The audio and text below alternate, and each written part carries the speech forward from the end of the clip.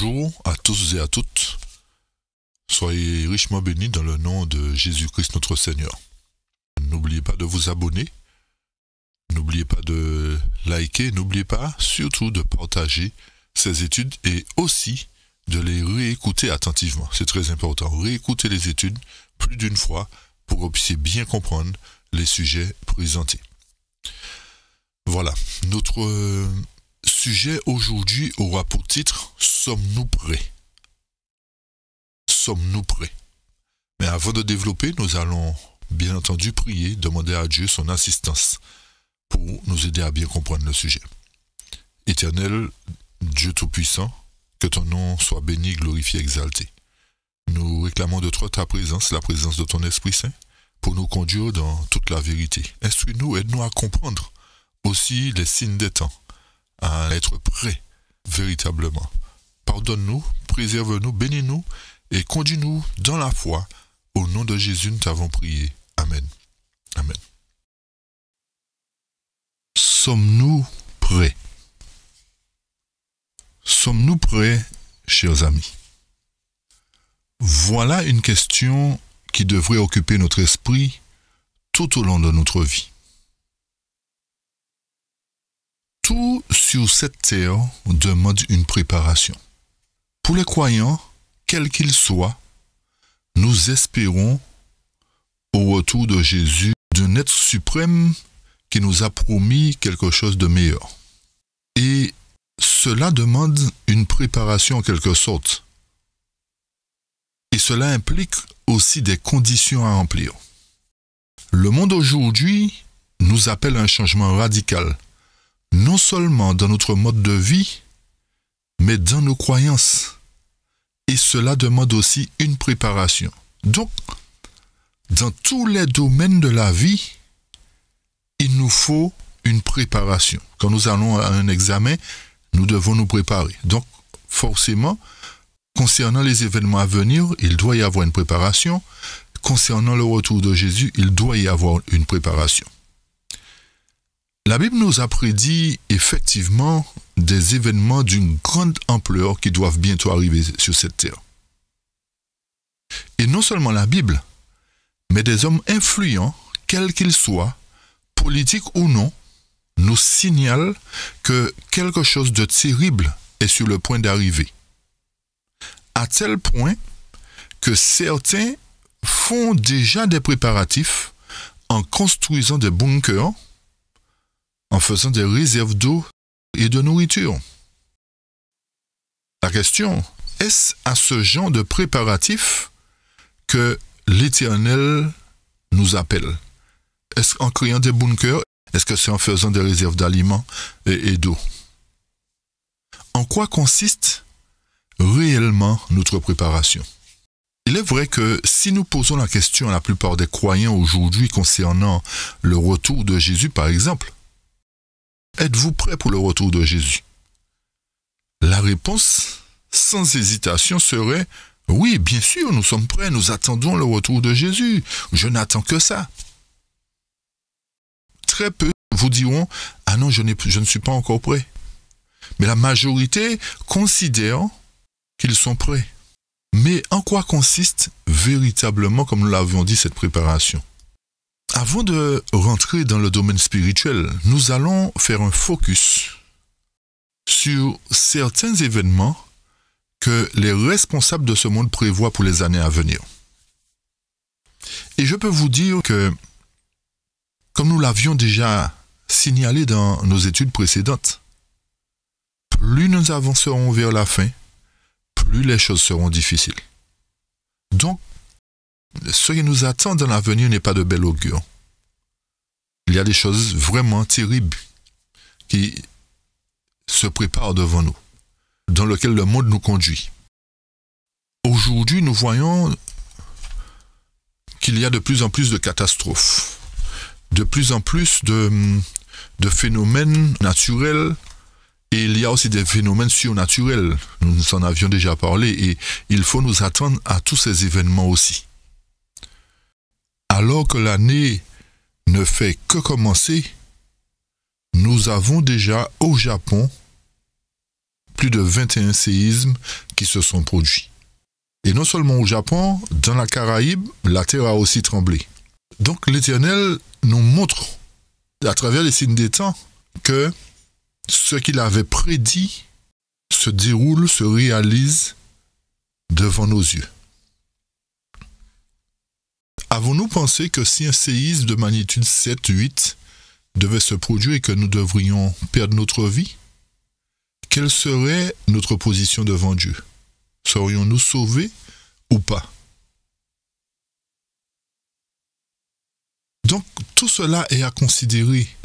Savoir que si nous devons perdre la vie dans une catastrophe ou autre, serions-nous comptés parmi ceux qui ressusciteront pour voir Jésus-Christ, ou serons-nous comptés de ceux qui seront du côté des méchants? Tout ceci nous amène à considérer notre préparation. À savoir, est-ce que je suis conforme avec Dieu? Est-ce que ma vie est en relation intime avec Dieu? Est-ce que mon caractère ressemble au caractère de Christ? Donc, non seulement il doit y avoir des catastrophes naturelles, mais il y a des choses aussi que les hommes préparent dans le but d'amener ce changement radical, d'amener ce nouvel ordre mondial. Et nous avons déjà des connaissances. Nous savons déjà qu'il doit y avoir la numérisation de tout ce qui se ferait. Nous allons le voir dans quelques instants encore. Nous savons qu'il doit y avoir un changement alimentaire. En fait, il doit y avoir beaucoup de changements sur cette terre. Alors forcément, cela demande une préparation. Voyons, comme nous l'avons dit, faisons ce focus sur ce que le monde prévoit déjà pour l'année qui commence et les années à venir, on va dire. Ok? Faisons ce focus et nous reviendrons dans la partie spirituelle. Quand nous regardons cette image ici représente la couverture d'un journal The Economist. The Economist, nous on l'a déjà présenté, qui sont ceux qui dirigent ce journal. Ce sont les oligarques. Ok? Ici, ceci nous présente le monde de 2024. Mais vous comprenez bien que ce ne sera pas 2024 seulement qui sera concerné par cela. Ok? Mais les années à venir. Et tout ça pour nous dire que nous entrons dans les dernières scènes finales de ce monde. Et je voudrais que nous puissions tous comprendre que l'Éternel est en train d'alerter ses enfants par quels que soient les moyens, quelles que soient les plateformes aujourd'hui. Remarquez que de plus en plus de plateformes nous signalent que la fin est proche. Donc l'Éternel utilise qui il veut, comme il veut, pour nous montrer que nous sommes tout près de la fin des temps.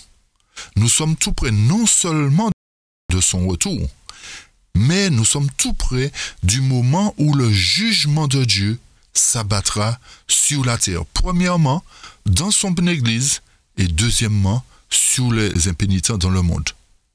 Alors donc, les événements qui se déroulent devant nous nous signalent qu'il nous faut véritablement une préparation.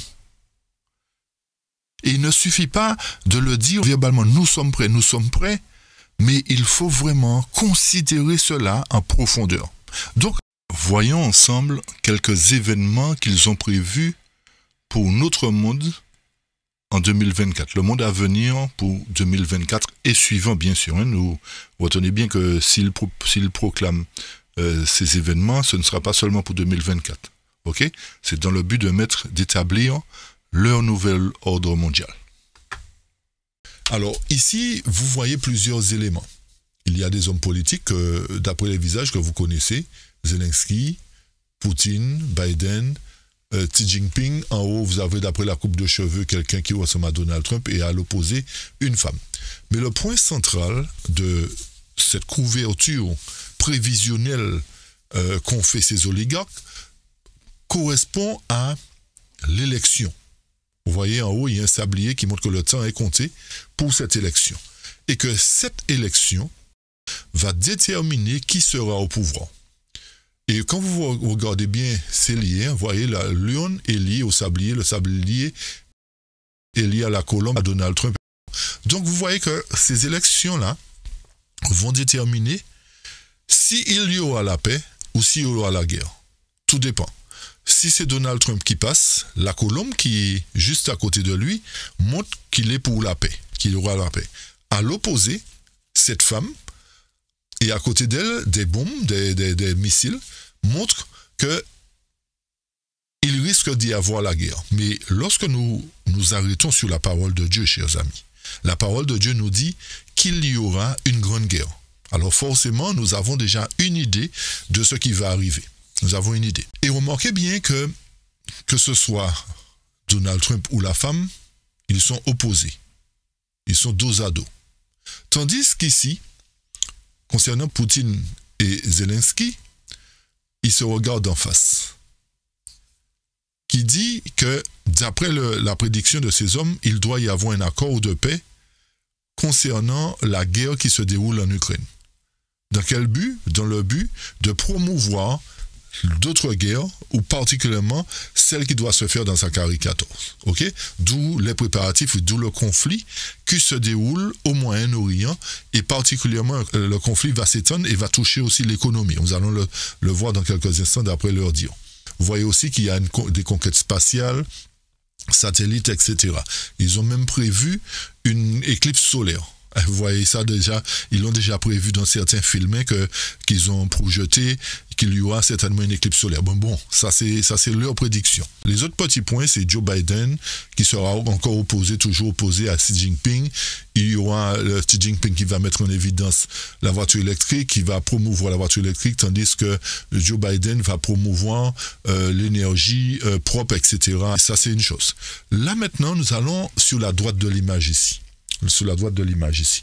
Vous voyez une courbe descendante et autour de cette courbe, il y a la livre sterling, l'euro, le dollar et le yen, qui montre que, d'après le dire de ces gens encore, qu'il y aura une chute de l'économie mondiale. Une chute de l'économie mondiale, et vous savez dans quel but?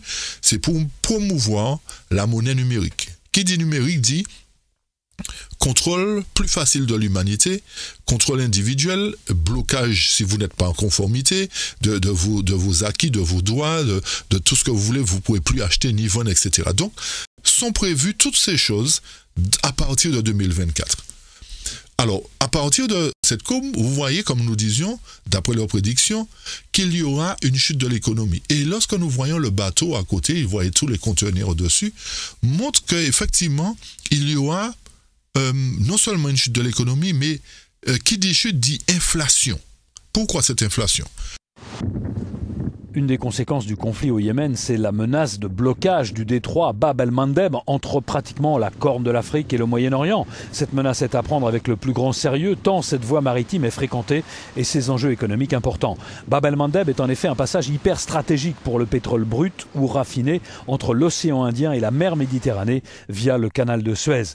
La plupart des exportations de pétrole du Golfe Persique passent par Bab el-Mandeb, qui voit passer chaque jour des tankers chargés au total de 3 800 000 barils de pétrole ou équivalent. La largeur du détroit dans sa portion la plus étroite est de 40 km environ.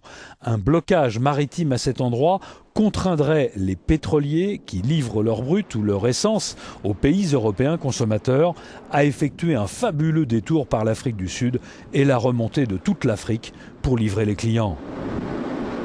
Ce magistral détour aurait un coût important pour les transporteurs en termes de temps, de carburant et d'assurance. Cette hausse des tarifs aurait aussi probablement une répercussion sur les prix des carburants à la pompe en Europe. Donc ceci montre qu'il y aura vraiment des temps difficiles et que ça risque de provoquer des pénuries, un coût très élevé des matières premières, etc., etc. Donc voilà encore leur plan qu'ils ont prévu pour 2024.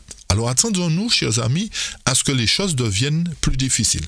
À l'opposé de cette image, vous voyez qu'il y a des cerveaux reliés par des câbles. Il y aura ce qui ressemble à des puces, etc. Et ici, vous voyez ce qu'on appelle un diapason en musique. Un diapason, et vous voyez des ondes ici, des petites ondes ici. Donc, le projet de ces hommes pour l'année 2024 et les années suivantes serait d'impulser des ondes électromagnétiques au cerveau des êtres humains. Vous me direz que c'est peut-être une bonne chose parce qu'il y a des tétraplégiques, etc., d'où la puce d'Elon Musk qu'il veut implanter dans le but d'aider les tétraplégiques. Mais il n'y a pas seulement que cet aspect. Ceci voudrait dire que si nos cerveaux reçoivent des ondes, et c'est pour cette raison qu'ils ont, d'après l'image, ils ont mis un diapason. Le diapason, un instrument de musique, émet une fréquence de 440 Hz, si ma mémoire est bonne. Maintenant, je ne sais pas s'ils vont émettre 440 Hz véritablement dans le cerveau des gens. Mais tout ça pour nous montrer qu'il y aura des fréquences qui seront impulsées dans le cerveau de ceux qui s'attacheront au système. Maintenant, les rebelles, je ne sais pas ce qui l'adviendra d'eux, mais ceci voudrait dire que leur projet, c'est d'implanter ces puces dans les cerveaux, de contrôler l'humanité en définitive. Et c'est ça le but, de contrôler l'humanité. Alors ceci voudrait dire que lorsque vous recevrez une impulsion, une onde, une fréquence, on vous obligera à faire ce qu'ils ont décidé. Ces gens-là vous obligeront à faire ce qu'ils ont décidé à travers l'intelligence artificielle qui sera programmée pour telle et telle action. Alors nous voyons que ce que nous réservent ces oligarques ne présagent pas de bonnes choses. D'où la raison qu'il nous faut vraiment nous attacher à l'Éternel et savoir quelle orientation prendre, comment nous diriger, comment faire sous l'impulsion du Saint-Esprit au lieu que ce soit l'impulsion des ondes électromagnétiques. Et c'est ce qu'il nous faut retenir. Rappelez-vous de notre étude qui contrôlera notre cerveau, chers amis. Alors, de quel côté devrions-nous être véritablement? Et tout ceci aussi doit nous sensibiliser quant à nos dettes. Dans Témoignage pour l'Église, volume 2, la parole de Dieu nous dit que nous ne devons pas permettre que les dettes s'accumulent année après année. La meilleure éducation que l'on puisse donner est de fuir les dettes comme on fuirait la maladie. Alors par conséquent, le fait aujourd'hui d'avoir des dettes ou d'accumuler des dettes risque de nous faire entrer de force dans le système parce que les dettes, c'est à qui nous les devons? À l'État, au gouvernement, aux sociétés. Donc tout est lié. Si nous devons, il y aura une obligation de rembourser. Vous voyez ce que je veux dire? Et si vous ne voulez pas rembourser, c'est vrai que vous serez exclu. Qui dit exclu, dit pas de moyen de paiement, puisque avec la numérisation, tout sera bloqué plus facilement. Donc, il nous faut comprendre que tout est lié. Et c'est pour cette raison qu'il nous faut justement cette préparation qui va nous aider à faire face, à faire confiance beaucoup plus à Dieu. Disons, je dis beaucoup plus, qui va nous demander, en fait, une foi totale dans le Seigneur. Tous ces événements qui se préparent vont nous demander une foi totale dans le Seigneur, chers amis. Et c'est là notre préparation à avoir véritablement la foi que Dieu demande. Avons-nous la foi? La parole de Dieu nous dit, lorsque le Fils de l'homme viendra, trouvera-t-il de la foi? Il dit en même temps que le juste vivra par la foi. Alors, nous voyons que la notion de foi, c'est quelque chose de très important. Donc, notre préparation consiste à cultiver la foi déjà. Déjà, nous avons un premier élément. À cultiver la foi. Et c'est là que nous allons entrer dans quelques instants dans la partie spirituelle. Donc, demandons déjà à Dieu de nous aider à ne pas accumuler de dettes, mais à éradiquer nos dettes, à faire des miracles pour nous s'il faut, si nous avons trop de dettes, parce que les dettes risquent de nous faire entrer de force dans le système. Alors, en gros, voilà ce que ces hommes ont prévu. Non seulement cela, pour aller plus vite, ils ont prévu qu'il y aura des ouragans, il y aura des incendies, montée de température, etc. Sans compter les guerres, hein, chers amis, sans compter les guerres. Donc, il doit y avoir de plus en plus de guerres, puisque Kim Jong-un, dans sa déclaration pour le Nouvel An, a dit que sa nation doit faire des préparatifs rapides pour une éventuelle guerre. C'est vrai qu'il parle de la Corée du Sud.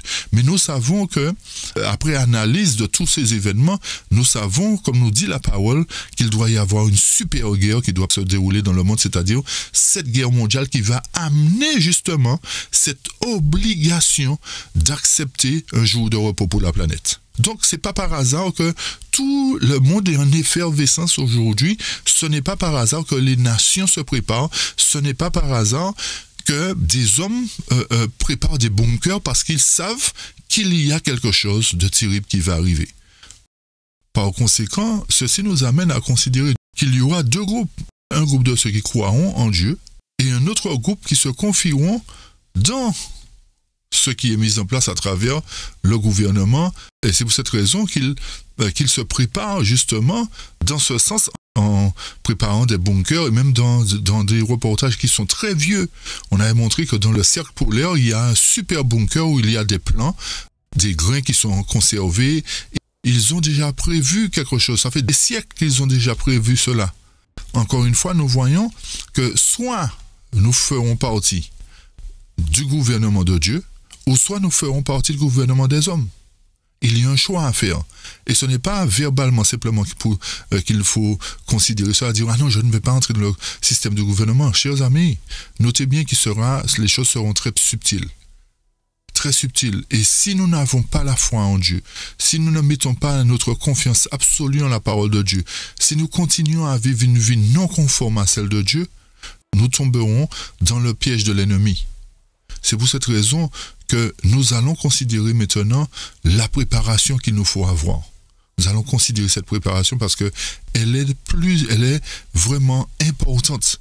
Et vous verrez et nous comprendrons qu'il ne s'agit pas simplement de dire je suis prêt verbalement comme ça, mais il y a des choses véritablement à considérer dans notre vie.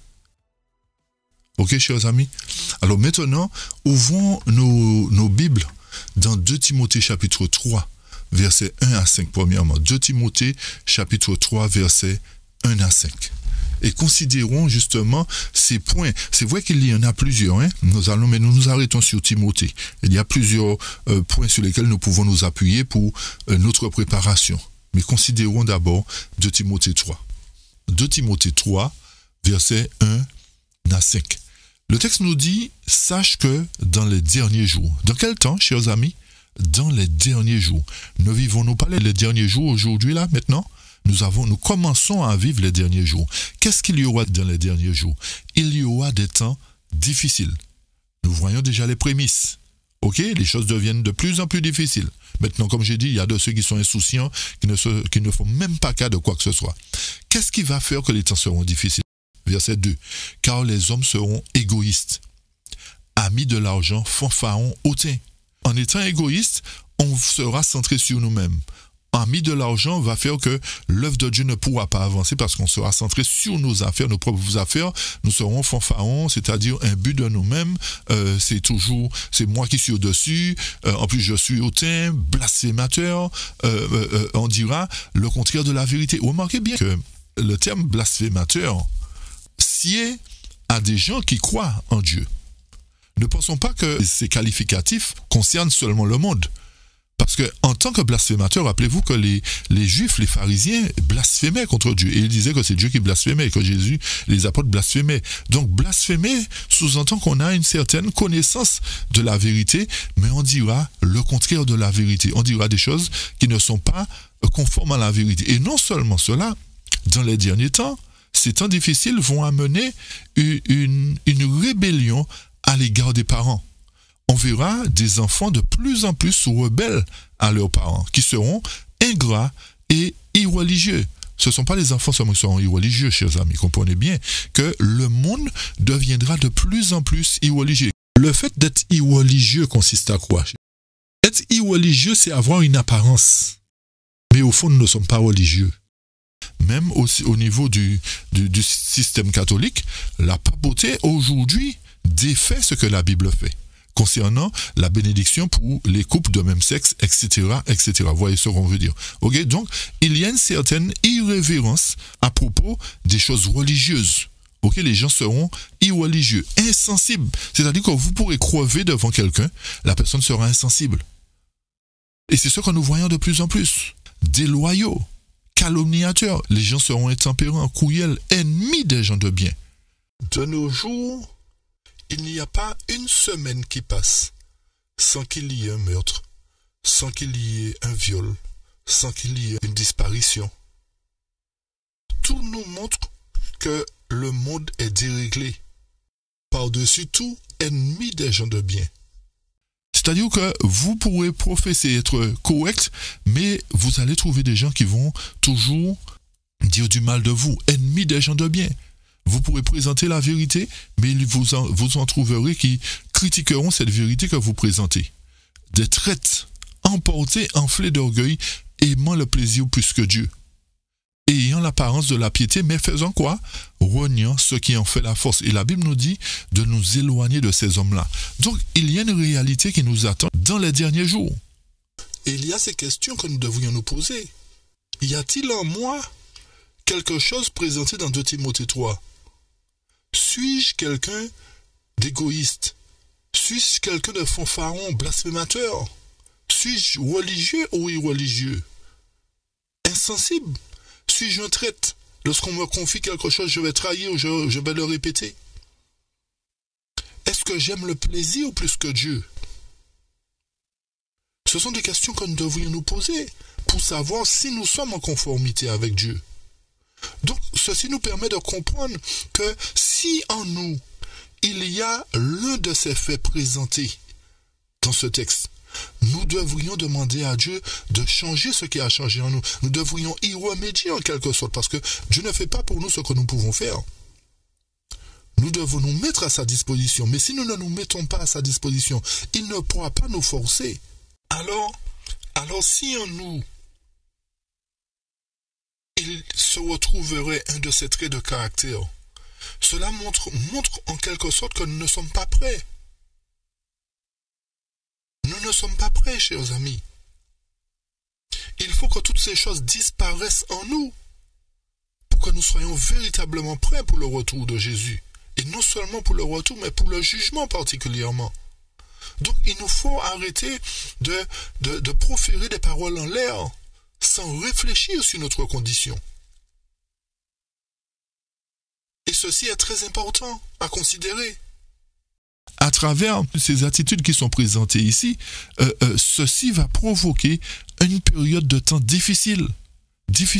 C'est ce que nous voyons de plus en plus. Donc, la Bible ne ment pas et nous entrons véritablement dans cette période difficile où nous serons confrontés pour ceux qui veulent avancer, pour ceux qui veulent marcher d'une manière digne en Jésus-Christ, pour ceux qui veulent être sages, qui veulent être le contraire de toutes ces attitudes.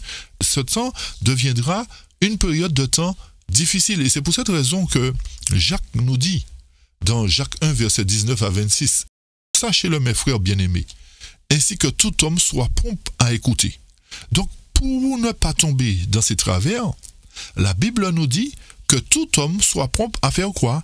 À écouter, lent à parler, lent à se mettre en colère. Et le problème aujourd'hui qui se fait, c'est que nous n'écoutons pas, où nous ne faisons pas attention à ce qui est présenté et nous voulons toujours ergoter, toujours faire montrer que nous sommes meilleurs que les autres, nous connaissons, nous ceci, nous cela, etc. Donc, la Bible, la première chose que Jacques nous dit, soyez prompts à écouter. Avant, nous sommes trop pressés de répondre et nous ne sommes pas assez prompts à écouter. Prenons le temps d'écouter. D'accord? Et soyons lents à parler et lents à nous mettre en colère aussi. Mais malheureusement, nous voulons toujours répondre. Nous n'écoutons pas, nous voulons toujours répondre. Donc, qu'est-ce que Jacques nous dit encore? Car la colère de l'homme n'accomplit pas la justice de Dieu. Alors, lorsque nous entendons des paroles, par exemple, comme le second exode, certains ont dit, oui, il y a un second exode, mais en enfer. Vous voyez, il y a des gens qui sont vides de sens, qui n'écoutent pas, mais qui rétorquent n'importe comment et qui peuvent en contrepartie attirer la malédiction sur eux parce que, en quelque sorte, critiquent la parole de Dieu. Critique la parole de Dieu. C'est pour cette raison que le texte poursuit au verset 21 nous dit, c'est pourquoi, rejetant toute souillure et tout excès de malice, recevez avec douceur quoi? La parole qui a été plantée en vous. Et qui peut faire quoi? Qui peut sauver vos âmes. Donc, il nous faut écouter la parole si nous voulons sauver nos âmes. Et dans le but aussi, d'après ce que nous venons de lire dans Timothée, dans le but de ne pas posséder ces qualificatifs qui ont été présentés. Donc, il nous faut recevoir la parole de Dieu avec douceur, prendre le temps d'écouter.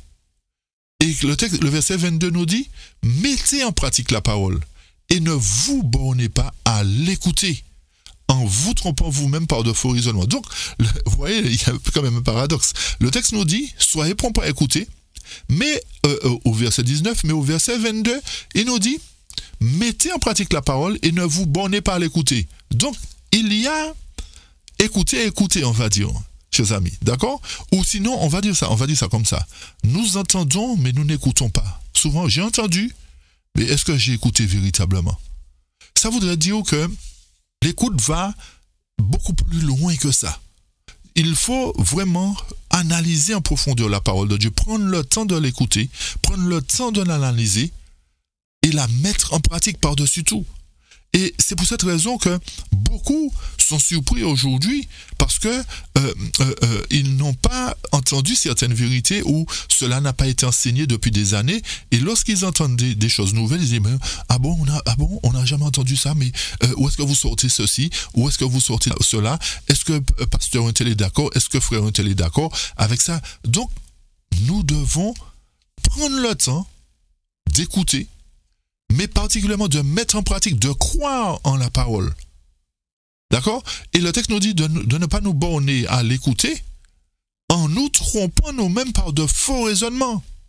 C'est-à-dire que nous nous focalisons en fait sur des raisonnements humains. Et il nous faut bannir cela aujourd'hui, chers amis. Tout ceci va contribuer à notre préparation. D'où la question encore, sommes-nous prêts? Sommes-nous prêts parce que nous ne faisons pas cas véritablement de la parole de Dieu. Nous ne la mettons pas en pratique. Et le verset 23 nous dit, car si quelqu'un écoute la parole et ne la met pas en pratique, il est semblable à un homme qui regarde dans un miroir son visage naturel. Donc il nous faut non seulement écouter, mais aussi obéir, chers amis. Et nous avons un problème avec l'obéissance aujourd'hui vis-à-vis de la parole de Dieu. Nous avons un sérieux problème qui fait que nous risquons de ne pas être prêts. Donc la parole de Dieu nous dit de mettre en pratique la parole. Qui dit mettre en pratique dit croire en la parole. Croire que la parole va trouver sa réalisation, va trouver son accomplissement. D'accord? Et le verset 24 nous dit, et qui après s'être regardé s'en va et oublie aussitôt ce qu'il est. Donc la parole doit nous amener à ne pas oublier que nous sommes des pécheurs. Et cette parole doit nous transformer, chers amis. Nous transformer à l'image de Jésus. Et le verset 25 nous dit, mais celui qui aura plongé le regard dans la loi parfaite, la loi de la liberté, et qui aura persévéré, n'étant pas un auditeur oublieux, mais se mettant à l'œuvre, celui-là sera heureux dans son activité. Par conséquent, l'Éternel nous dit que pour être parfait, pour être en conformité avec lui, il faut qu'on se plonge dans la parole. Ne pas rester en surface. Donc, il nous faut, à travers ce que nous avons lu dans Timothée, faire attention à notre comportement. Faire attention pour savoir si nous sommes dans cet état de choses, ça voudrait dire que notre religion est vaine. Dans ce que Timothée a présenté, notre religion est vaine. Il nous faut vraiment réfléchir sur cela et nous poser la question, est-ce que véritablement ce que nous disons en bouche, nous l'accomplissons en vérité? Si lorsque nous disons que nous sommes prêts, est-ce que nous sommes blasphémateurs? Est-ce que nous sommes rebelles? Est-ce que nous sommes ingrats? Est-ce que nous sommes irreligieux? Et s'il faut rester sur cette affaire d'irreligieux, chers amis, beaucoup d'entre nous ne voulons pas pratiquer la parole de Dieu comme il se doit. Et je reviens sur ça brièvement, ne serait-ce que prier à genoux. On aurait dit que ça énerve les frères et sœurs de se mettre à genoux. C'est vraiment un acte irreligieux. C'est ne pas se soumettre à la parole de Dieu. Et de plus en plus, vous voyez des frères et sœurs qui sont très hostiles à se mettre à genoux. N'est-ce pas irreligieux, chers amis? N'est-ce pas se moquer de Dieu? N'est-ce pas un manque de révérence à l'égard de Dieu? N'est-ce pas rebelle à Dieu notre Père? Soulignez ce point, chers amis, c'est que nous employons le pronom personnel « nous ». C'est pour que personne ne puisse dire que vous êtes au-dessus, vous vous estimez au-dessus des autres. Chers amis, si par mégarde nous disons quelque chose qui ne convient pas, d'après ce que nous venons d'énumérer, nous sommes prêts à reconnaître nos erreurs, mais à travers un ainsi dit l'Éternel.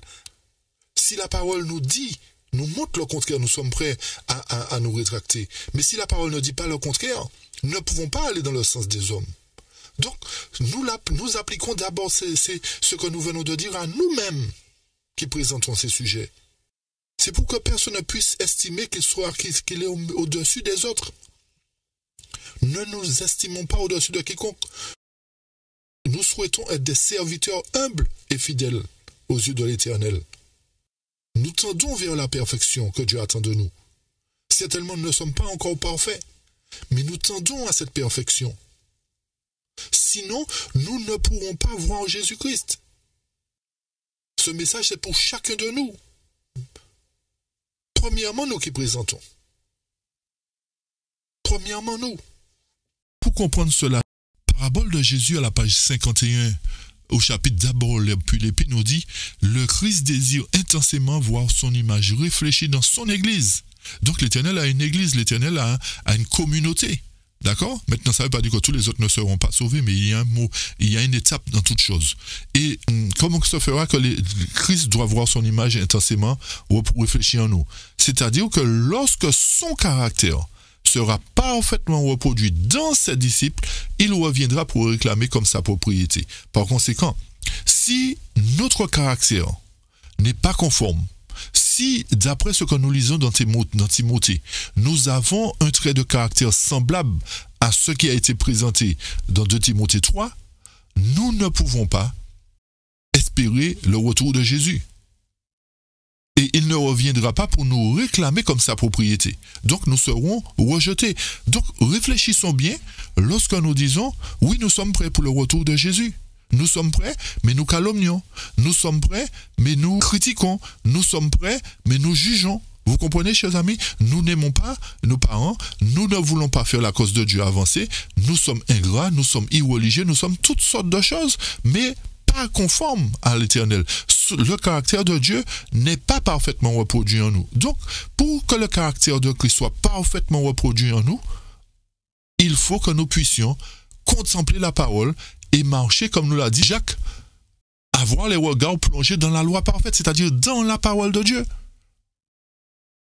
Et si nous continuons justement à rejeter toutes ces vérités essentielles pour notre temps, nous ne pourrons pas, le caractère de Christ ne sera pas parfaitement reproduit en nous. Par conséquent, il nous faut analyser les réponses que nous donnons. Lorsque nous disons, oui, je suis prêt, oui, je suis prêt.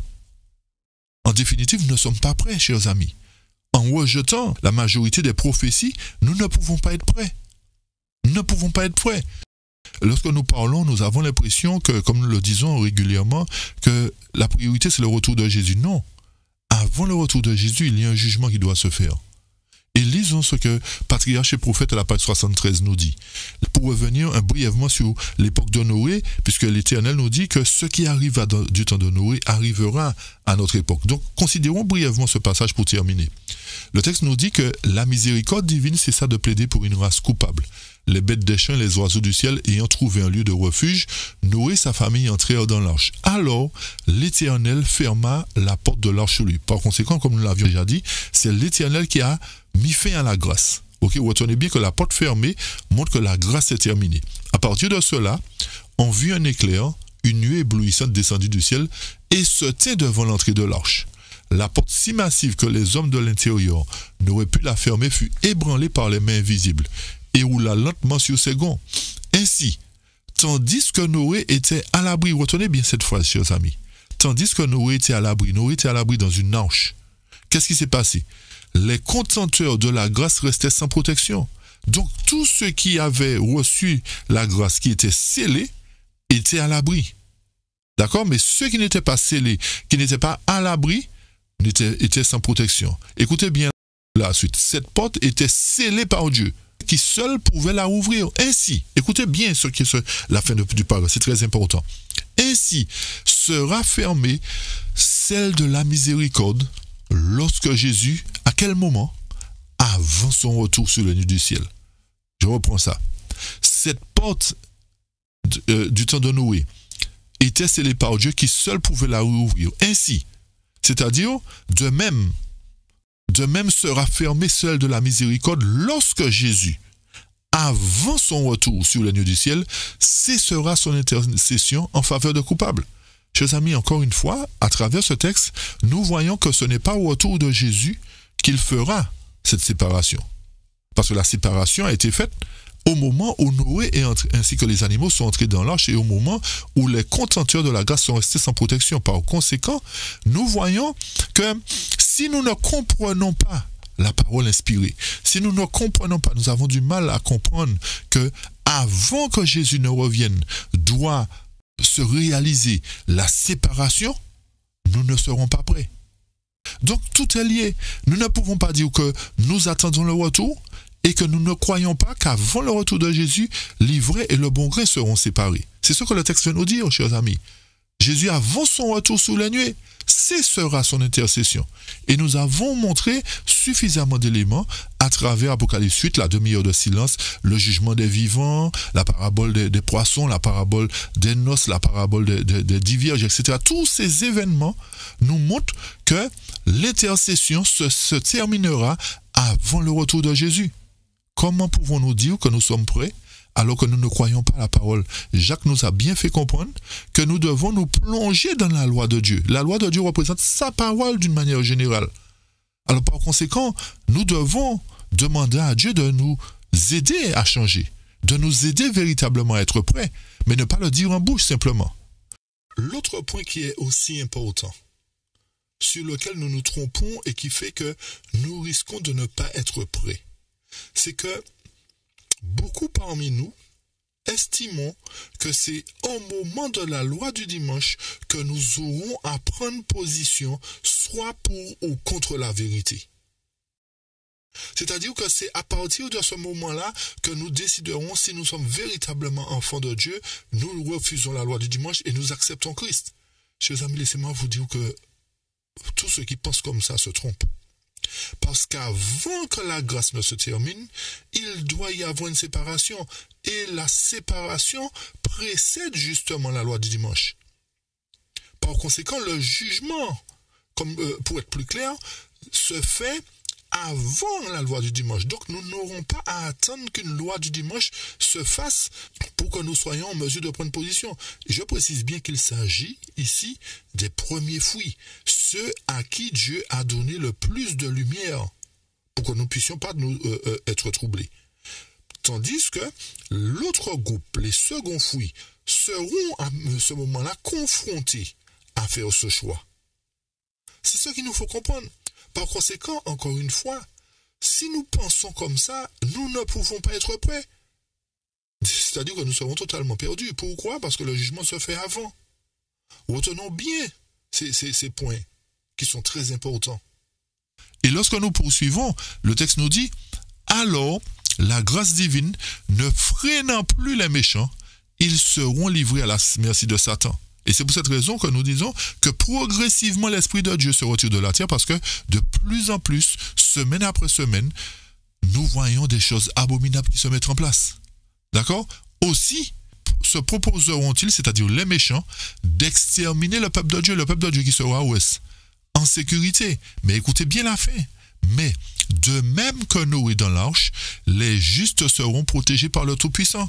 Donc, il s'ensuit que si Noé était protégé dans une arche, le peuple de Dieu sera aussi protégé dans un lieu où il sera en sécurité. Vous voyez pourquoi nous ne pouvons pas être prêts, chers amis, parce que nous ne croyons pas en la parole de Dieu. Ne pas croire en la parole de Dieu, c'est blasphémer. Rejeter la vérité, c'est blasphémer. Et alors, est-ce que nous nous trouvons dans cette condition de 2 Timothée 3, dans une des conditions de 2 Timothée 3? Oui ou non? Si c'est le cas, nous devons demander à Dieu de rectifier ce qui a rectifié en nous, de nous soumettre à lui pour que nous soyons transformés. Et pour arriver vers la fin, lorsque nous allons dans Témoignage pour l'Église, volume 2, à la page 529-530, la première partie en blanc représente le fait que le peuple d'Israël devait sortir ou devait être scellé, devait être marqué dans le but de commencer l'exode, dans le but de partir ou de sortir d'Égypte. D'accord? C'est ce que vous allez relire chez vous. Mais nous allons nous arrêter sur la partie en jaune, en vert et en jaune.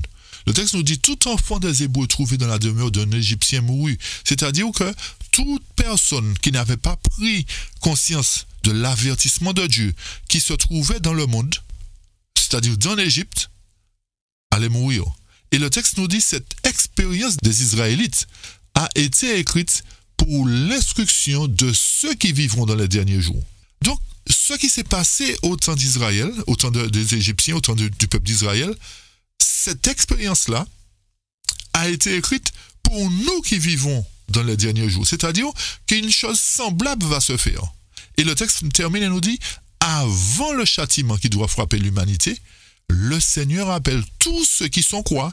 De vrais Israélites. Donc, voilà une réponse encore, chers amis, pour tous ceux qui disent de quel Israël on parle. Sont Israélites et seront Israélites, de vrais Israélites, ceux qui se soumettront en la parole de Dieu. Donc, si parmi nous, il y a des musulmans qui comprennent la parole et qui se soumettent à Dieu, ils seront considérés comme de vrais Israélites. D'accord? Et c'est pour cette raison que nous disons que ces gens-là qui se battent là ne sont pas Israël. Sont Israël, le terme Israël correspond aux enfants de Dieu qui lui sont fidèles. Donc, qui que nous soyons, quelle que soit notre dénomination aujourd'hui, notre culture, peu importe, à un moment donné, si nous nous soumettons à Dieu, nous deviendrons de vrais Israélites. Donc, le texte nous dit qu'avant le châtiment qui doit frapper l'humanité, le Seigneur appelle tous ceux qui sont de vrais Israélites à se préparer à cet événement. Quel événement, chers amis? La séparation, le jugement. Avons-nous compris réellement que cette notion de préparation doit nous sensibiliser quant au jugement, pas pour le retour de Jésus, parce qu'avant le retour de Jésus, il y a le jugement. Donc, encore une fois, arrêtons de nous tromper et arrêtons de dire que nous sommes prêts pour le retour de Jésus alors que nous ne croyons pas au jugement. Vous comprenez, chers amis? Il nous faut vraiment comprendre, analyser qu'il nous faut vraiment nous plonger dans la parole de Dieu. Comprendre que ce qui s'est produit, cette expérience d'Israël, a été écrite pour notre instruction, pour savoir qu'avant l'Exode, avant de retourner chez nous, il doit y avoir un jugement. Et relier ce point que nous venons de faire avec l'étude que nous avions présentée concernant l'Exode. Encore des évidences pour nous montrer qu'il doit y avoir une séparation. Lorsque Jacob était sur le point de retourner dans son territoire, c'est à ce moment-là qu'il a été béni. C'est à ce moment-là que son nom a été changé. Donc, à travers l'histoire des Hébreux aussi, sortis d'Égypte, nous comprenons qu'avant que le peuple d'Israël ne sorte d'Égypte, il doit y avoir une séparation. Tous ceux qui croiront en la parole, qui mettront en place le sang sur le linteau, c'est-à-dire qui seront scellés, seront sauvés. Et tout ceci nous montre à travers l'histoire d'Israël aussi, lorsque nous allons plus loin, qu'il y a des gens qui sont partis avec Israël. Donc, à un moment donné, il y aura des gens qui ne seront pas Israël, qui seront greffés à Israël. OK? Et pour terminer, chers amis, concernant tous ceux qui se préparent devant nous, l'Éternel nous dit de ne pas craindre. L'Éternel nous dit de croire en lui. Et c'est pour cette raison que dans Psaume 46, il nous dit « Dieu est pour nous un refuge et un appui, un secours qui ne manque jamais de la détresse. » Donc, ce temps de détresse qui arrive, l'Éternel nous rassure et nous dit qu'il sera un refuge pour nous, un appui. C'est pourquoi nous sommes sans crainte quand la terre est bouleversée et que les montagnes chancellent au cœur de mer. Tous ces événements qui arriveront bientôt doivent nous rassurer et nous montrer que c'est Dieu qui agit à travers cela. C'est vrai que l'ennemi a le pouvoir de faire, mais l'Éternel est au-dessus de tout cela, observe et il sait, il voit les choses. Donc, lorsque les flots de la mer mugissent et s'écument, se soulèvent jusqu'à faire trembler les montagnes, il y a un fleuve dont les courants réjouissent la cité de Dieu, les sanctuaires des demeures du Très-Haut. Et Dieu est au milieu d'elle. Elle n'est point ébranlée. Dieu la secoue dès l'aube du matin. Des nations s'agitent, des royaumes s'ébranlent. C'est ce que nous vivons aujourd'hui. Il fait entendre sa voix, la terre se fond d'épouvante. Mais l'Éternel des armées est avec nous. Le Dieu de Jacob est pour nous une haute retraite. Donc, notre travail aujourd'hui, c'est de nous soumettre au Dieu de Jacob. C'est de nous plier à ses exigences. De ne pas simplement dire en parole, nous sommes prêts, alors que ce n'est pas le cas. Le temps vient, chers amis, où ce qui s'est produit à l'époque des Hébreux va se reproduire. Ce qui s'est produit à l'époque de Noé va se reproduire. Donc l'Éternel ne peut pas se tromper. L'Éternel ne ment pas. L'Éternel nous dit que le peuple d'Israël, le peuple de Dieu, fidèle, sera protégé. Et pour être protégé, le peuple de Dieu devra être ensemble, d'un commun accord. Et le dernier texte, dans Isaïe 41, verset 10, l'Éternel nous dit, quoi qu'il arrive, quoi que ce monde présente à travers les économistes, leurs prévisions pour l'année à venir et pour les autres années aussi, parce que leur plan ne s'arrêtera pas en 2024. Quoi qu'il advienne, l'Éternel nous dit, ne crains pas, car je suis avec toi. Ne promène pas de regard inquiet, car je suis ton Dieu. Je te fortifie, je viens à ton secours, je te soutiens de ma droite triomphante, pour que cela s'accomplisse, chers amis.